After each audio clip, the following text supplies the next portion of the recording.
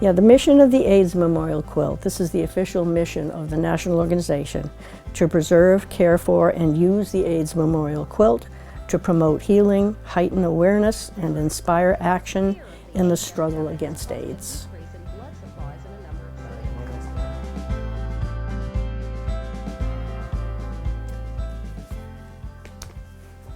I'm Beth Millham. I'm Russ Millham. We are the head of the steering committee for the AIDS Memorial Quilt. Well, the quilt started nationally in San Francisco in about 1986, and from the very beginning we had a close connection with it because Cleve Jones, who was the founder of the AIDS Memorial Quilt, made the first panel that he made in memory of his dear friend Marvin Feldman. And Marvin Feldman was a native of Providence.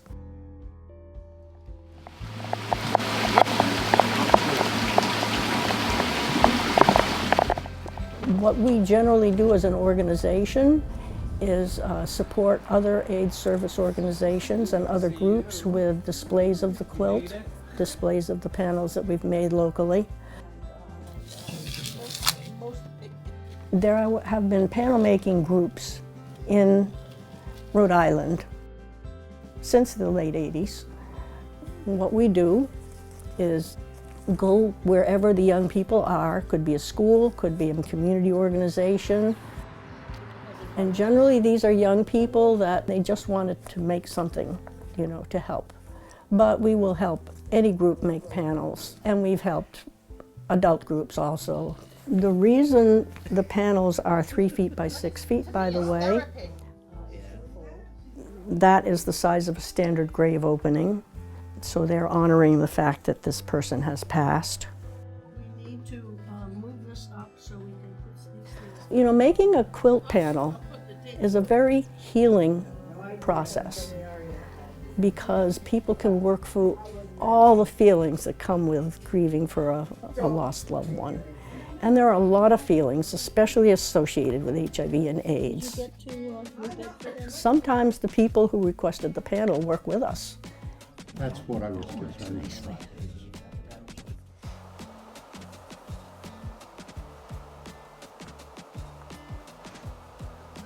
Yes, I'm Terry Bontrager, and I live in Providence, Rhode Island.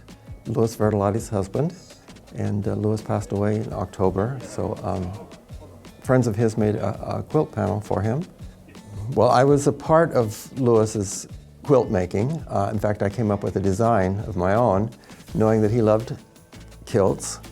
And the t-shirt that he loves so much, on the front it says, "It's a kilt," and then on the back you can see it says, "If it were a skirt, I'd be wearing underwear."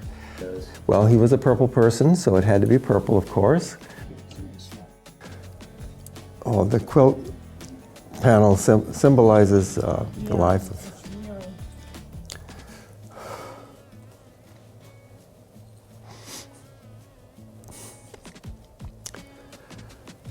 of a man I loved very much,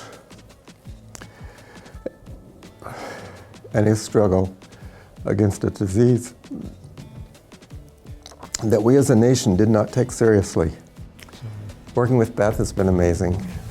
She's just everywhere, all the time, and on top of things. Always welcoming, always patient. That's real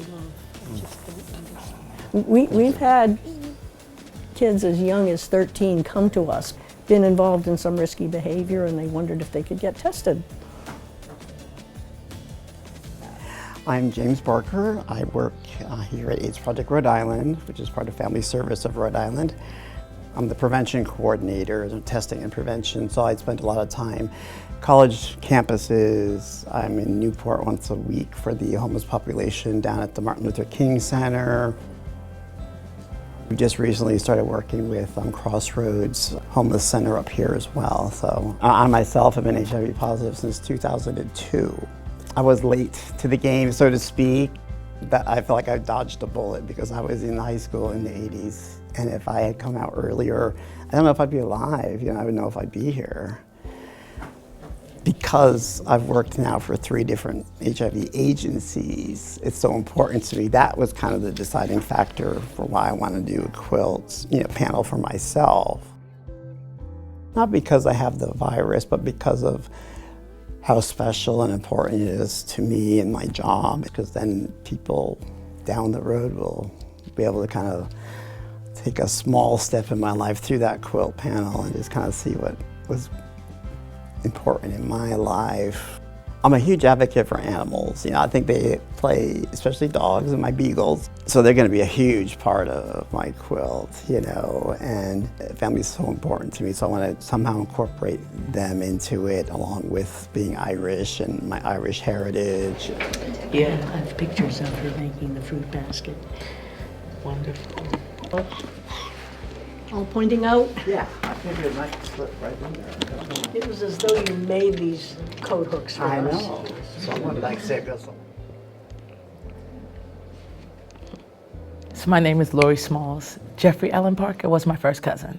Yes. And I'm here to celebrate his memory. Veronica Mays, she again is Jeffrey's really great friend. She's a master quiltist. She asked our family if this would be okay, and we said yes. When we were younger, we all grew up learning how to bowl. We had a family team, and he was the anchor. He was an excellent bowler. She knew that Jeffrey also loved music. I think also in the African American community at that time, that wasn't something that was widely embraced. There was some shame on it, which is, when we look back on it, it's a terrible way to approach people. What if it was me? How would I want to be received and treated? And so we really grappled with that conversation, that if I was sick with a disease that did not have a cure at the time, how would I want to be treated by people in the church? I would want mercy. So right now I am the pastor at Union Baptist Church in New Bedford, Massachusetts. I remember one Sunday he came to church. I think I'm gonna cry. I was preaching and he came down the aisle. He said to me, I didn't think that you would accept me. And I was like, you're my cousin, I'll always love you. This life is not the only life. There's a beautiful life hereafter that doesn't look sick, that looks whole. He's holding a place for us because at some point we believe we'll be reunited. This panel reminds us that even in the loss, there's a great legacy, right? Jeffrey Allen Parker still lives. But there are good treatments that can allow people actually to consider this pretty much a chronic illness now. It's important to know what options there are, and most people aren't aware of those options. They're still relatively new, a lot of them, and now that we're introducing doxycycline along with PEP, doxycycline can cut down on chlamydia, gonorrhea, and syphilis in addition, so they give that along with PEP, and it cuts down on a lot of the transmittable STIs as well. So I'm always trying to shout from the rooftop just about these time frames and how important they are, and So we're making fewer panels, and that's a blessing, because that's our goal, is to put ourselves out of business. The quilt has a mind of its own and a power of its own. It makes things happen, and everybody has quilt magic stories.